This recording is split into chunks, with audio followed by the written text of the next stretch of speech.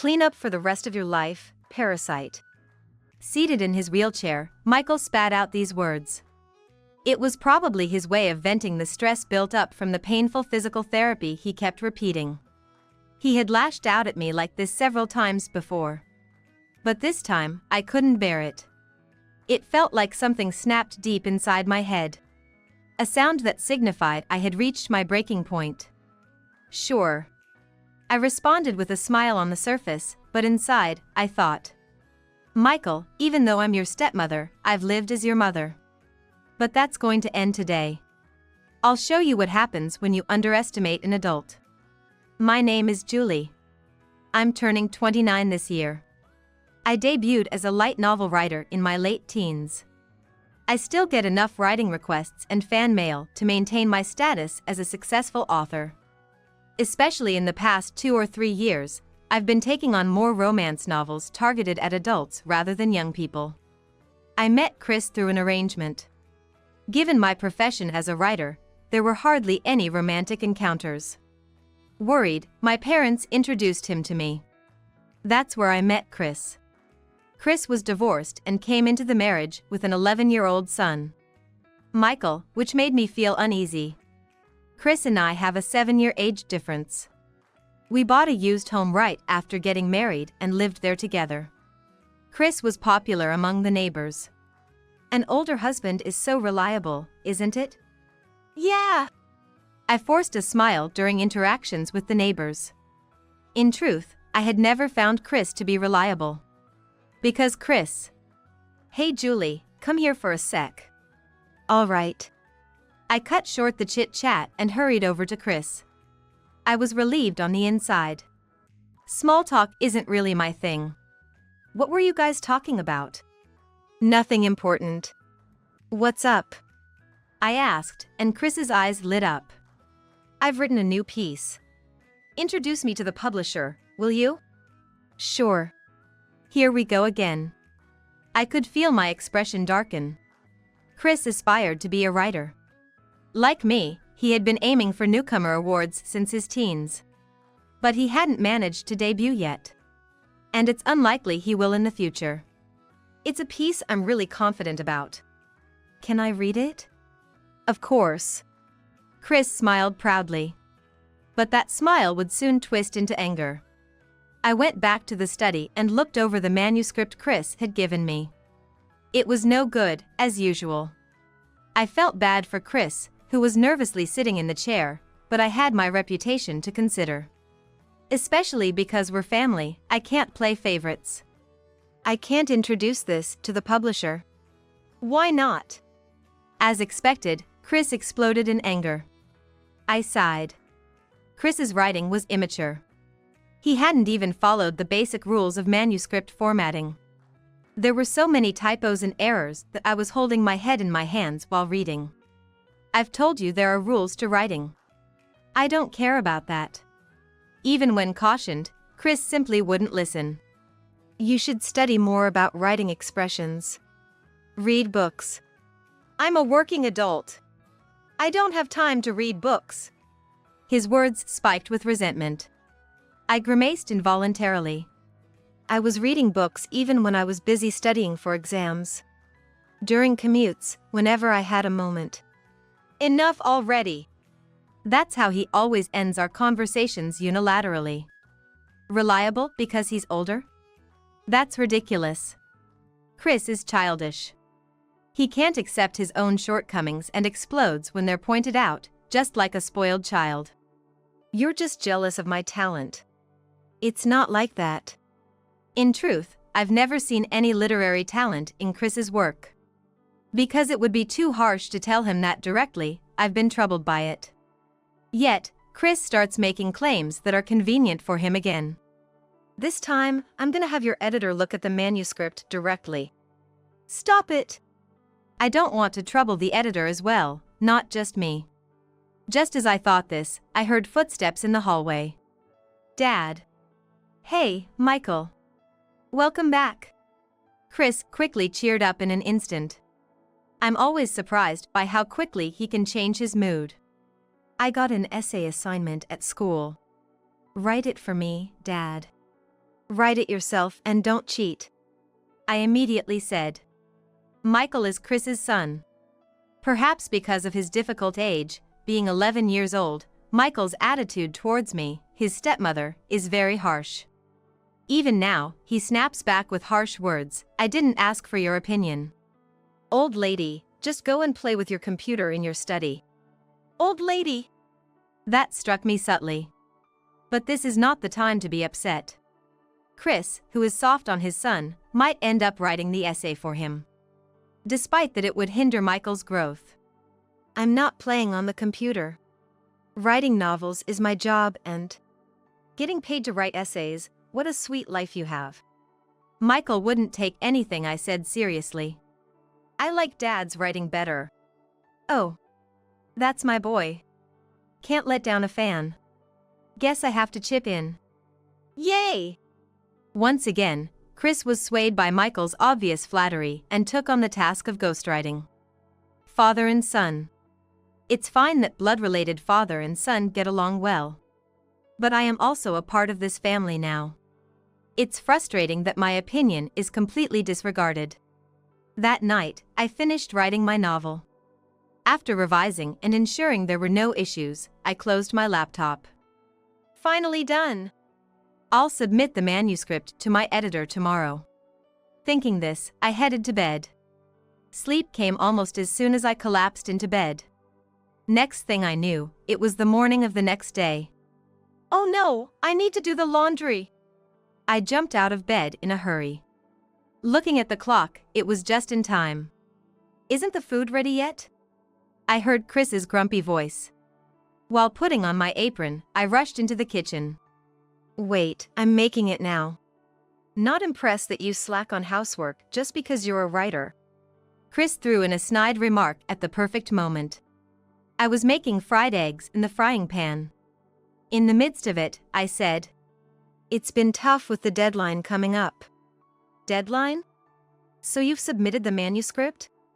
That question felt odd. Chris usually shows no interest in my writing. Why today? No, I plan to check it once more this evening before submitting it.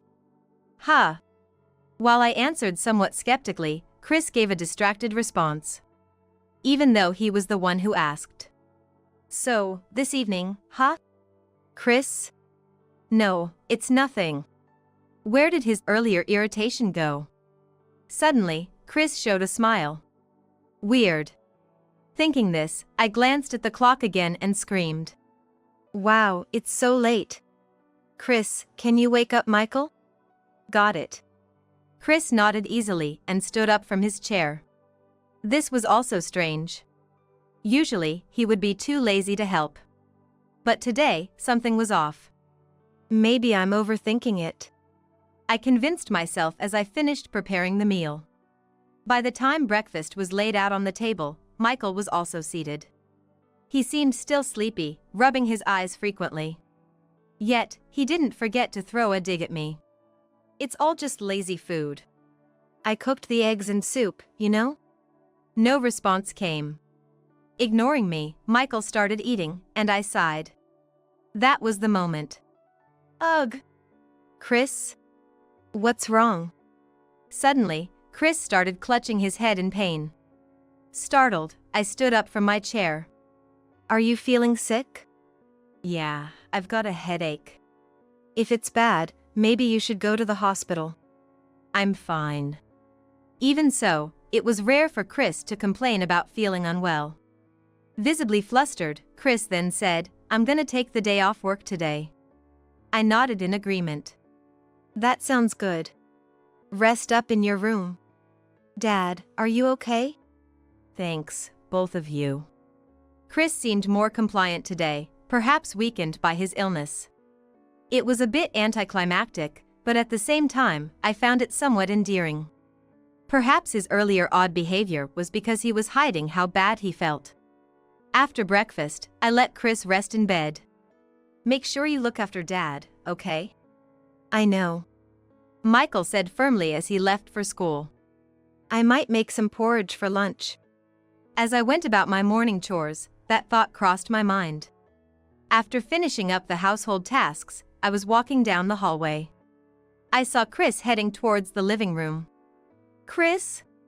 I called out, but he didn't seem to notice me. Then, for some reason, he went into my study. "What?" Confusion welled up inside me. What would he need in my study? Especially since he's supposed to be sick in bed. However, the way Chris walked seemed steady. A bad feeling crept over me. "Chris!" I followed him into the study. Chris turned around with a surprised look. "Julie, what's up? What are you doing in my study?" Chris didn't answer. "I'm hungry." With that, he left the study. I was more confused than ever. I too left the study, still puzzled. The truth became clear later that evening. "What is this manuscript?" "What?" The email from my editor was filled with confusion. As I read on, my face turned pale. "You've got to be kidding!" According to my editor, a manuscript full of nonsense had been sent under my name. The content of the manuscript was exactly like the novel Chris had shown me the day before. Which means, Chris was in the study to send his manuscript to the publisher. And he did it under the guise of being my manuscript. Naturally, this caused significant damage to the publisher. And it was a situation that could cost me my reputation. "This piece cannot be published as a new work. Don't publish it. That's not my manuscript." I hurriedly typed my response. "It seems someone I know impersonated me and sent the manuscript." I couldn't bring myself to say it was my husband's doing. I resent my own manuscript again and sighed. "Chris, what were you thinking?" I felt like holding my head in my hands. It seems Chris used a fake illness to create an opportunity to send his manuscript. And he took advantage of me being busy with housework to send it to the publisher. "I said I'd submit the manuscript this evening." Thinking this far, it felt like a poorly written novel. I wished it were a lie. I wanted to believe that all my suspicions were too much, and Chris was genuinely ill. But there was Chris, chatting and laughing with Michael as they returned home. "That woman totally fell for it. That's my dad. I bet the publisher's folks are freaking out right now." "Yeah." I felt dizzy after overhearing their conversation. Yes. They were indeed shocked. At a terrible quality. I nearly lost the trust of my editor because of what Chris did. Now I'm a debut writer too. You'll surpass that old lady soon. The two laughed loudly. I crouched in the shadows, tears of frustration streaming down my face. No matter what I say, it won't get through to those two. And, as expected, Chris started frequently sending his own manuscripts from my computer to publishers without my approval. Of course, none of them got the green light. I was the one who ended up having to apologize. "I'm sorry." I typed out an apology and wondered why I was still with such a person. Michael was still discontented that his father hadn't made a professional debut. He took out his frustration on me, an active writer. "I can't believe your work won an award. Did you use a bribe or something?" He would say such things openly even when I was around. "Michael, I don't approve of you speaking so ill of Julie so loudly." Chris would ostensibly defend me, but I had no illusions about his true feelings. He was with me because I was a writer. And he was using that to try to become one himself. That much was clear from the recent manuscript incident. That's why Chris had no intention of divorcing me. He would reprimand Michael when I was around. But when I wasn't, they'd both talk down to me. Why did I even end up with such a person? Lately, while doing housework, that's all I could think about. I could no longer trust Chris. And Michael had no endearing qualities. He never warmed up to me. That was to be expected. To Michael, I was just a stepmother. But having my work insulted was more than I could bear. My work is like my child. I couldn't stand to have it spoken ill of. Maybe I should just leave? Eventually, I even started muttering such things to myself. But if I chose divorce now, what would my parents think? That was the only thing holding me back. Then, suddenly, the call came. Hello? What? Michael's been in an accident. It was during Michael's time to head home from school. The teacher, sounding panicked, explained that Michael had tried to cross the street against the signal and been hit by a car. Honestly, jaywalking was partly to blame for his own misfortune. But any such sarcastic thoughts vanished the moment I saw him at the hospital. Michael! Don't look at me. He was trying to be tough, but he was still just a kid. Michael lay in the hospital bed, heavily bandaged. His arms and legs were securely fixed with bandages. Probably, only his neck could move freely. It was a terrible sight. He's been conscious since he was brought in. But because the injuries were severe, emergency surgery was necessary. He had just woken up from the anesthesia. The attending doctor continued. He will need to stay in the hospital and undergo physical therapy to walk again. How much will that cost? I asked hesitantly. Hearing the word surgery had drained the color from my face. Plus, with the impending hospital stay, I wondered how much it would all cost. I hoped it would be an amount manageable with our combined incomes. It's not about you, but about money, huh? If we don't have the money, you can't get physical therapy, I retorted, and Michael fell silent. In the meantime, I contacted Chris. He was supposed to still be at work. After the call went through, I heard Chris's voice. Julie? What's going on at this hour? Actually. After I explained the situation, Chris was lost for words for a moment. His own son had been in a traffic accident. His agitation was surely greater than mine. Eventually, Chris said in a trembling voice. Is Michael okay? Yes, he's fully conscious now. Want to talk to him? Sure. I brought the phone to Michael's ear. Dad. Michael cried out for his father, then started sobbing. Chris seemed at a loss for how to react. I continued to receive explanations from the doctor. About the cost of the surgery, the procedures for hospitalization, and the details of the physical therapy. I had to understand all this and respond while nearly panicking. So, first about the cost of the surgery. It seemed that Michael, still crying, wasn't hearing any of this. I decided to first figure out how to cover the quoted costs. Of course, paying the full amount at once would be difficult. I chose to arrange a payment plan with the hospital. Exhausted after completing the arrangements, Chris arrived. How's Michael? He seems to have fallen asleep. I see. At least he was alive, Chris muttered, tears glistening in his eyes. About the costs of the surgery, they're going to be drawn from my account for now. What's with that reaction? I had a bad feeling. As I involuntarily frowned, Chris predictably began to say something. I've got a car loan, you know. So, Julie, could you pay for Michael's surgery expenses? What? I was bewildered, having thought that we would manage together with our combined incomes. However, even half a month later, there was no sign of Chris paying any hospital-related expenses. Well, it's nice having a wife who's a successful author, financially reliable and all, he said with a smile. I was dumbfounded. At the same time, I found myself contemplating the divorce papers I had hidden in a drawer. If I divorce Chris now, what will happen to Michael? Though he is my stepson, I have treated him as my own. Leaving him and walking out would seem heartless. But clean up for the rest of your life, parasite. That's what Michael said to me when I visited him. Physical therapy had already started by then. Because he was forcing his impaired body to move, the pain seemed to be considerable. With that context, Michael had been in a bad mood ever since starting physical therapy. I thought it must be hard on him. So, I had overlooked a lot of things. But even I have my limits. And today, I had reached them. All right. My voice was surprisingly cheerful.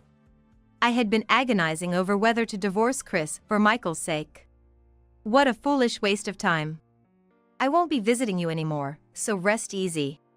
Yeah, and don't ever show your face here again, old lady. Unaware of everything, Michael said this triumphantly. I no longer hesitated. I won't be paying for the surgery anymore.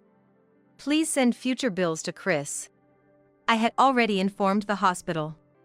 The process was still troublesome, but a stronger emotion was driving me. Anger. Both the irresponsible and childish Chris and Michael, who defiantly opposed me without reason, could do as they pleased. After returning home, I continued with my actions. Hello? I'd like to sell my house. Could you please tell me the procedure? As I sought professional advice, I moved forward with the preparations. I had paid the down payment when we bought this house. At that point, who really is the parasite? Michael doesn't know anything, does he? I mused, almost singing.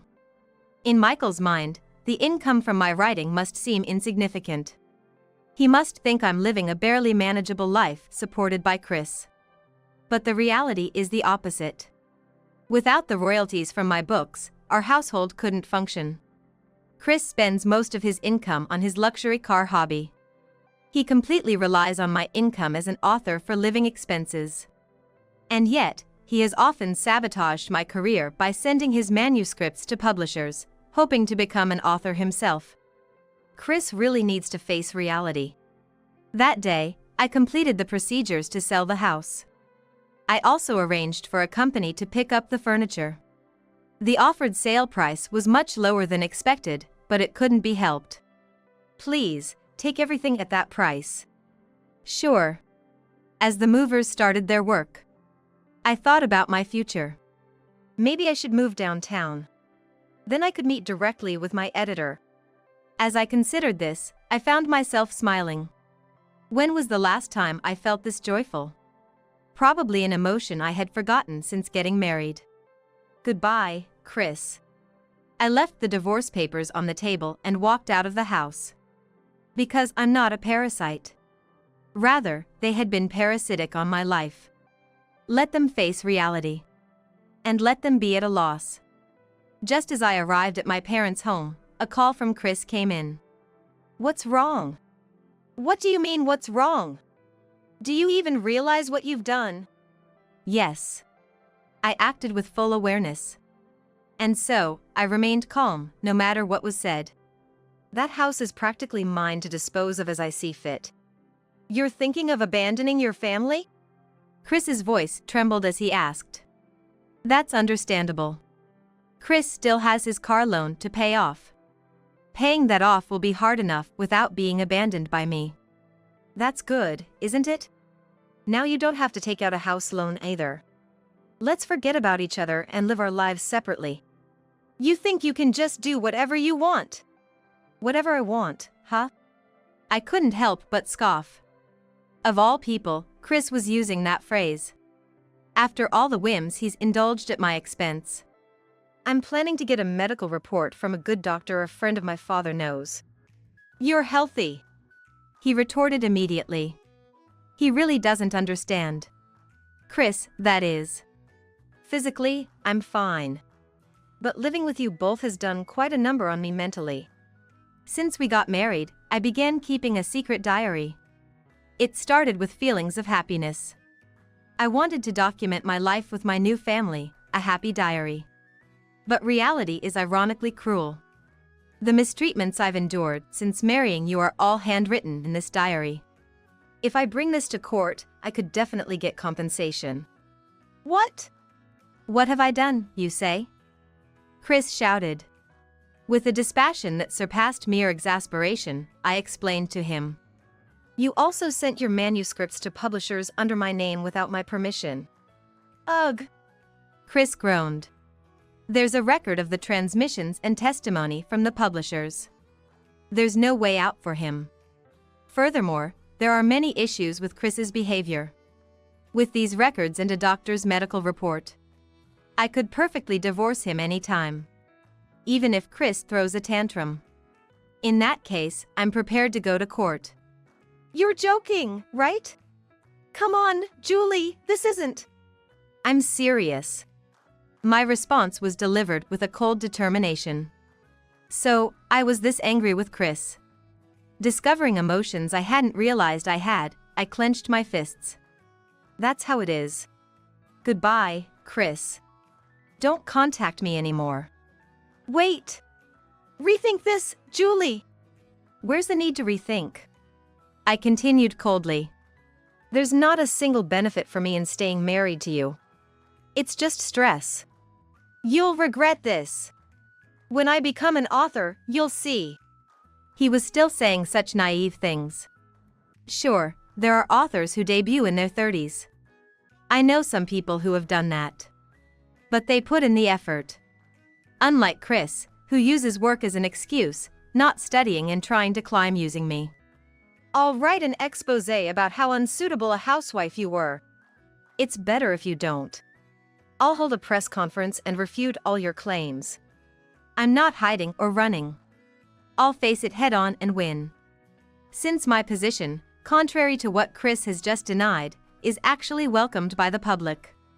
I didn't want to upset you by saying this, but I won a major literary award I've been aiming for years. What? When I mentioned the name of the award, Chris went silent as if frozen. Even someone like him understands the significance of that award. I have an interview lined up, and I'll announce there all the ill treatment I received from my nasty ex-husband and his son. Wait! What do you think will happen to me if you do that? Fear seeped into Chris's voice. Understandably so. The interview would be broadly covered and possibly broadcasted. If I hint at discord with my husband, the media will swarm all over it. Chris is finished. I could keep quiet about it. In return, don't call me anymore. Julie! Do you really hate me that much? His voice was soaked in self-pity. The irritation I had almost forgotten returned. Let me ask you this. Did you ever, even for a moment, actually like me? What are you saying? You never really saw me, not as a writer, but as a person. I always knew. Chris's interest was only in my social standing. That was fine. If it made my parents feel at ease. I didn't hate Chris from the start. Day by day, meticulously, the affection just wore thin. Until now. Goodbye. I ended the call unilaterally. Afterward, Chris called several times, but I didn't respond. The following days passed relatively peacefully. Trouble arose 5 days later in the afternoon. Enough already! That day, from morning, my phone had been ringing non-stop. Finally irritated, I answered and heard Michael's voice. This damn old lady! What's wrong, Michael? Although he always spoke that way, my response was tinged with a sigh as Michael furiously continued. Because of what you said about Dad, he got fired from his job. What? I hadn't actually said anything about Chris. Even at the interview, I had refrained from discussing my personal life. But thinking about it, perhaps my father might have a clue. Although he is retired now, the connections he made in his youth are still active. I had confided in my parents about the treatment I received at their house. While my father had listened silently, he might have been furious internally. And then, my father probably ended up talking about Chris, his son-in-law, to his acquaintances. That's unfortunate. Don't talk about it like it's someone else's problem.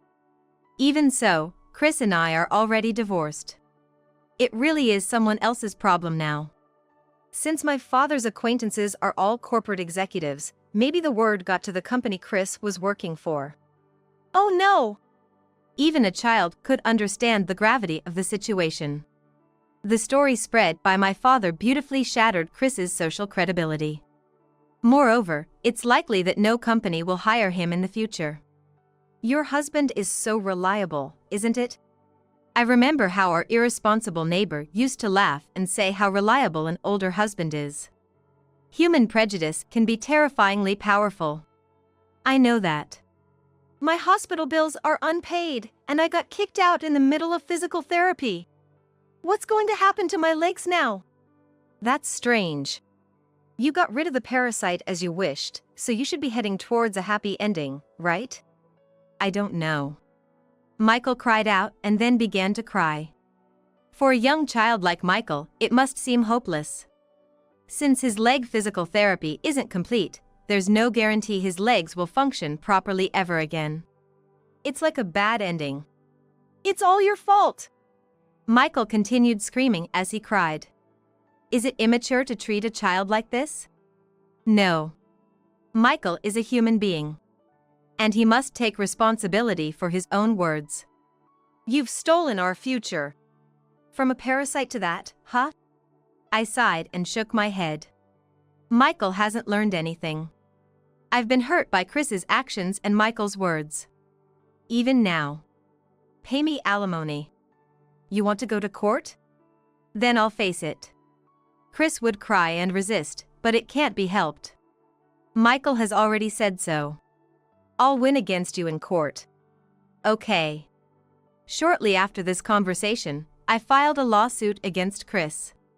An ending instigated by an oblivious Michael. Michael, what have you done? Chris was sobbing in the courtroom. The result was a resounding victory for me. Chris, already financially strained, now had to pay alimony to me as well. This wasn't supposed to happen. Michael, now visibly shaken and frightened, caught my eye. I shrugged and left. Chris apparently had to sell his beloved car. Still unable to raise enough for the alimony, he went around begging relatives and acquaintances for money. And the alimony he finally gathered meant nothing to me. If only you had apologized, that would have been enough. Neither of them ever reflected on their actions. They just cried and shifted the blame. Whatever happens to them is none of my concern now. I can't find a new job, and Michael's legs are still messed up. What are we supposed to do now? Figure it out yourself. They are adults and should be responsible for their own words. Michael's legs remained unhealed due to being expelled from the hospital, and he continues to live a life bound to a wheelchair. I can't play soccer or baseball anymore. I'm left out because I can't play with everyone. The last time Michael contacted me, he said this through tears. If they hadn't driven me away then, his legs might have healed by now. You should have thought more carefully before you spoke. It's a costly lesson. Michael lost his chance at salvation through his own words. Unemployed, Chris took Michael and moved back to his parental home. Since then, I've heard nothing more about them. I'm not considering remarriage anymore. I just happened to get a weird partner before, but even so, I don't feel like trying my luck at marriage again. Instead, I found a new hobby. Travel. Are you going out again? Yes. It's for research. I replied, though it was half for fun. Fun, as in, just going around and being curious about different places. Writers are often thought to be indoor types, but actually, it takes a lot of physical effort, and when stuck in writing, many want to just go somewhere. Not to tourist spots, but quiet, secluded places. Divorced and unburdened, I feel I can go anywhere. Well then. I boarded the train alone, looking out the window. As the train started moving, my spirits lifted. Where shall I go today?